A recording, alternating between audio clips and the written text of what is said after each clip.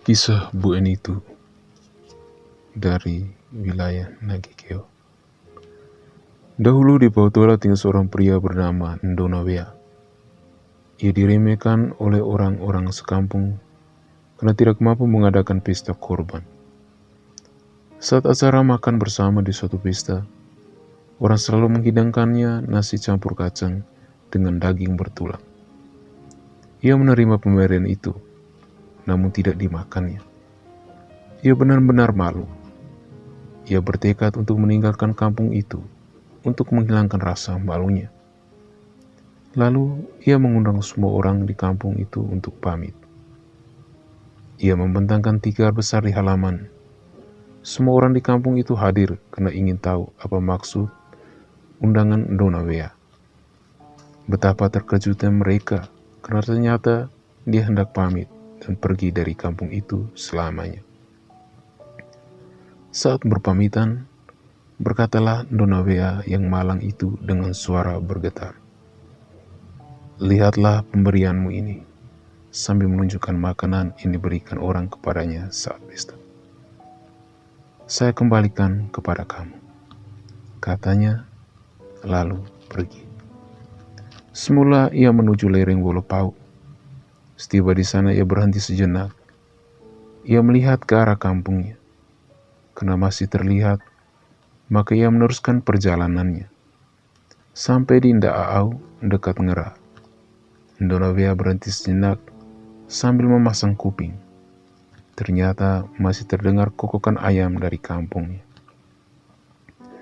Dia lalu meneruskan perjalanan menuju Guyupie dan mencoba tinggal di situ. Namun di situ dia tidak merasa nyaman karena bunyi deburan ombak.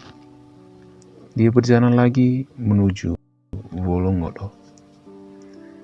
Ketika itu pesta kurban sudah dekat. Ndonawea berencana untuk berangkat ke Inerie, namun ditahan oleh kakek Ndonangodo. Setelah selesai pesta adat, kakek Ndonangodo memberinya sebidang tanah untuk digarap.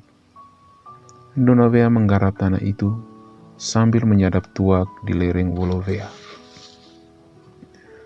Pada suatu hari, datanglah dua orang gadis meminta tuak. Ndonawea memberi tuak satu bambu besar.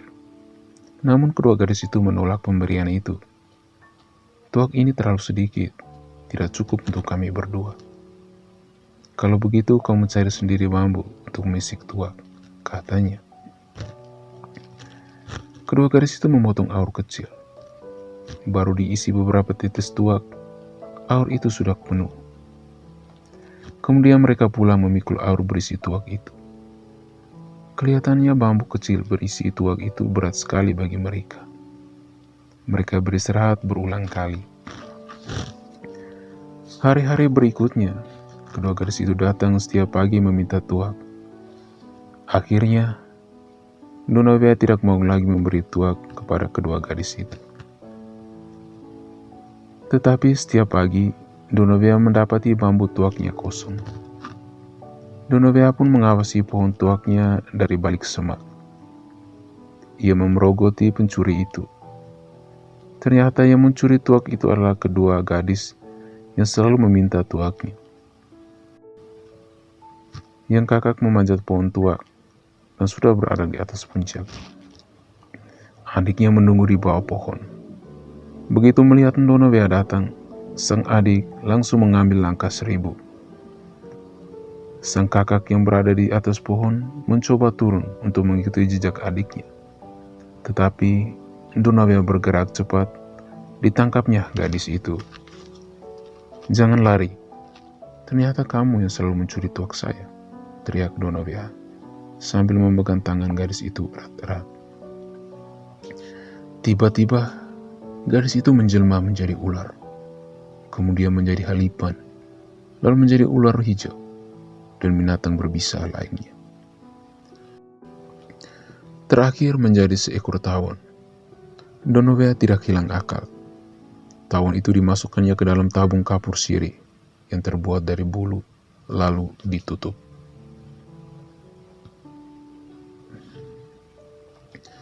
Setibanya di rumah, Tahun itu dimasukkannya ke dalam keranjang penyimpan benang. Keesokan harinya, Donovia pergi menggarap kebun. Ketika ia kembali ke rumah, makanan telah tersedia. Ia merasa heran, sebab tidak ada orang lain di dalam rumah tersebut. Hal itu terjadi setiap hari. Lalu ia bertanya kepada tetangga, "Apa kamu lihat ada orang datang ke rumah saya?" "Kami tidak melihat siapa-siapa." "Kenapa engkau bertanya begitu?" sahut tetangganya. Lalu ia menceritakan kejadian yang dialaminya kepada tetangga. "Kami hanya melihat asap mengepul dari rumahmu.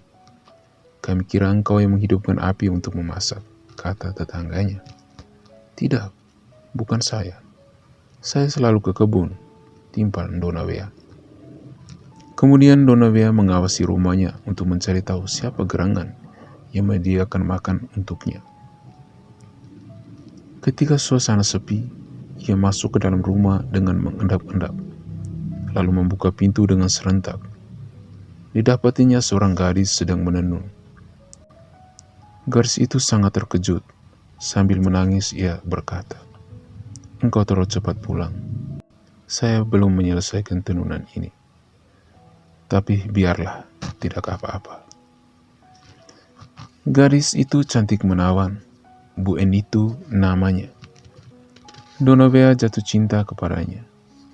Ia berniat menikahi gadis itu. Namun sebelum menikah, ia harus menyelenggarakan upacara korban. Untuk itu, ia giat menggarap kebun dan menanamnya dengan berbagai jenis tanaman. Namun, hanya labu yang tumbuh. Setelah tiba saat panen, ia membelah labu-labu itu. Ternyata di dalam labu itu ada padi. Lalu padi itu disimpannya dalam keranjang yang terbuat dari kulit kayu, bukan dari daun lontar sebagaimana biasanya. Setelah padi tertampung cukup banyak, Bu Enitu menyuruh Donovia meminjam kerbau, babi, dan kambing yang semuanya berbulu merah. Donovia keberatan. "Saya tidak sanggup meminjam hewan-hewan itu," kata Donovia. "Cobalah dulu," desak Bu Enitu. Walaupun berat rasanya, Donovia memenuhi permintaan Bu Enitu. Ia berhasil meminjam kerbau, babi, dan kambing yang semuanya berbulu merah. Setelah itu Bu Enitu pamit kepada Donovia untuk pergi kepada saudara-saudaranya di Gua Uwi Iwa. Maksud kepergiannya adalah meminta babi kepada saudara-saudaranya. Tidak lama kemudian saudaranya datang menghantar babi yang diminta. Babi itu adalah babi hutan. Saudara Bu Enitu adalah seekor ular besar. Bu Enitu menyembelih anjing untuk saudaranya. Namun anjing itu berupa seekor tikus. Untuk belis, ia memberi emas berupa daun lontar yang diukir dan diwarnai dengan kunyit bercampur kapur sirih. Setelah semua persiapan beres, Bu Enitu menyuruh Donovia mengundang semua orang sekampung untuk berpesta. Lalu ia membunyikan gong. Orang-orang berdatangan. Donovia mengambil kain sutra tenunan Bu Enitu. Lalu dibentangkannya mulai dari dalam rumah hingga pelataran. Kemudian diiringi bunyi gong gendang, Bu Enitu turun dari rumah sambil menari dengan lemah gemulai. Para tamu terkagum-kagum menyaksikan gerak tari Bu Enitu.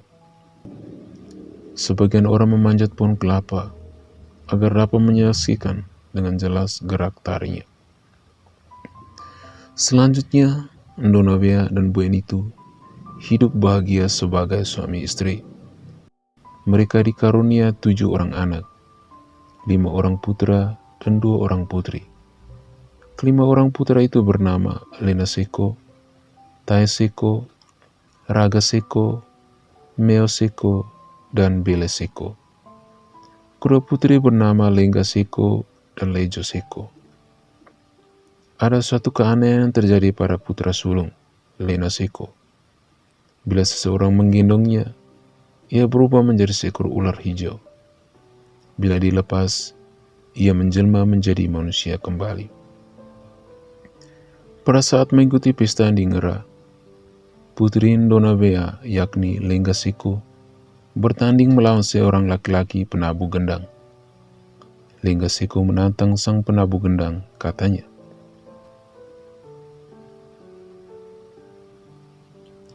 "Bila saya kalah dalam tarian ini, saya akan tetap tinggal di sini dan menjadi istrimu. Tetapi kalau saya menang, saya akan kembali ke kampung." Pertandingan tari pun berlangsung seru. Namun pada akhirnya, Putri Lenggasiko kalah. Ia menepati janjinya untuk tidak kembali ke kampungnya. Tinggallah ia di rumah Piru Pola dan menjadi istri sang penabuh gendang. Mereka pun hidup bahagia. Tetapi percecokan melanda rumah tangga orang tua mereka, Ndonabea dan Bu Enitu. Setelah melewati suatu pertengkaran hebat, Ndonabea menampar Bu Enitu. Karena merasa sakit hati, Bu Enitu minggat dari rumah dan menghilang untuk selamanya. Selesai.